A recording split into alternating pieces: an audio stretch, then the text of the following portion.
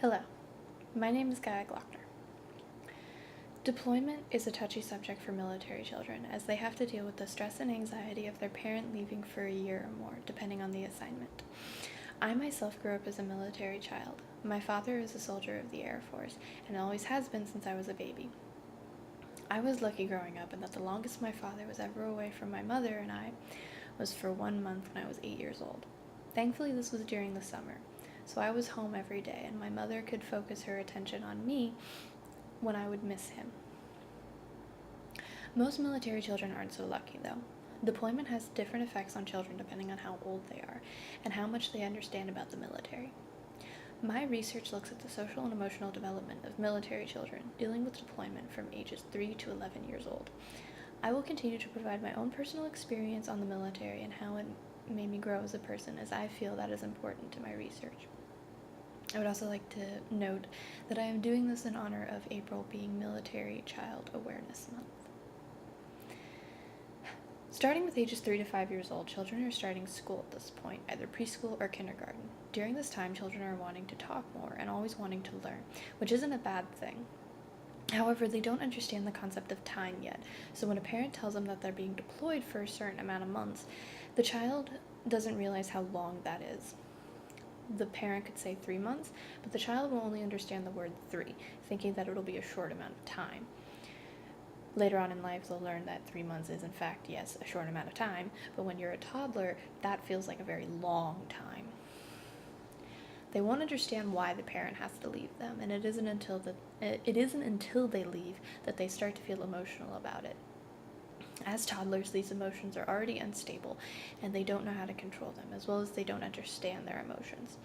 They will feel sad, worried, and angry about their parent leaving and will express how unhappy they are. The child may think that they did something wrong, and that their other parent might leave them as well. So it's important to give them plenty of love and attention during this stressful situation, and remind them that everything will be okay. Try to describe the deployment in positive terms, the most common one being, "I'm going to fight the bad guys."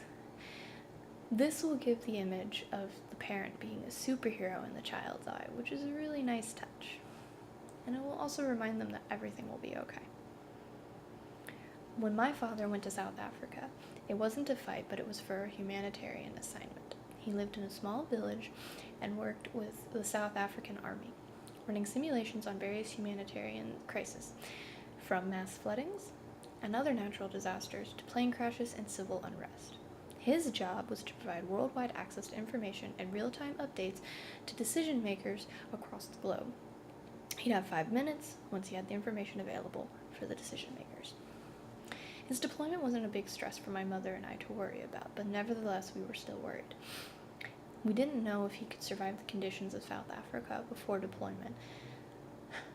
Not to mention he had to get a bunch of checkups and shots to ensure that he wouldn't contract any diseases natural to South Africa, but nevertheless they weren't foolproof.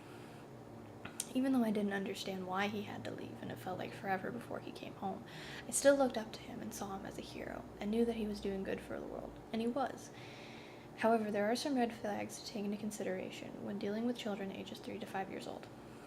As preschoolers, they don't adapt to change well and may act more aggressive, having more temper tantrums, and could end up hurting others as well as themselves and their fellow parent. Their sleep and eating patterns may change because they are angry about the change, as well as they are stressed and don't feel like eating or sleeping.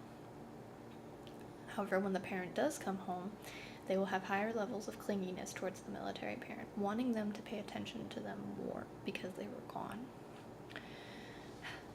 This is all because the emotions are linked with stress and worry. Moving on to children ages 6 to 11 years old, they have changed significantly and are experiencing deployment at a more stable state.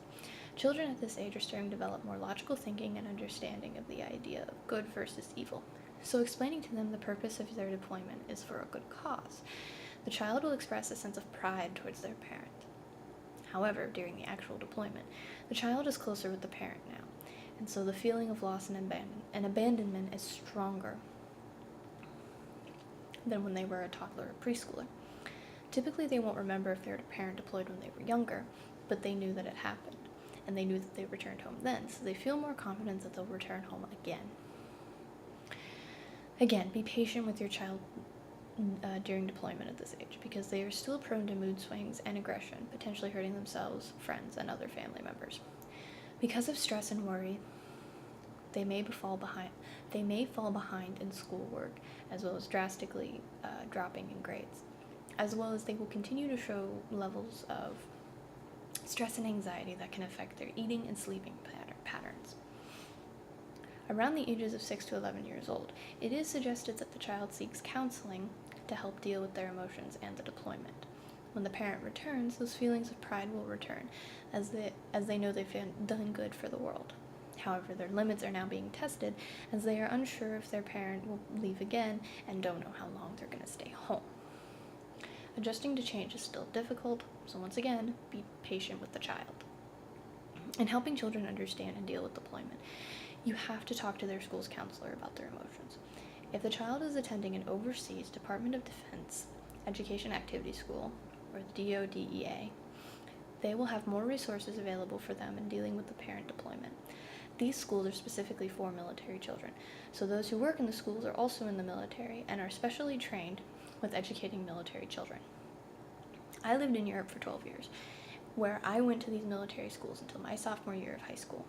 From personal experience, these schools are very welcoming and excellent at helping children with not only adjust to the military lifestyle, but as well as comforting them during stressful times. These schools are also small, so you don't feel left out when you're seeking help about deployment, as well as all of your classmates are military children, so they're there to comfort you as well, because they've been through deployment as well.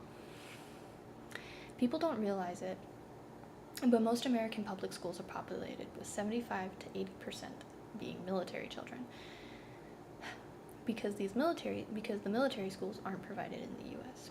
When I transferred to my first public school in high school, majority of the school's population was indeed military students.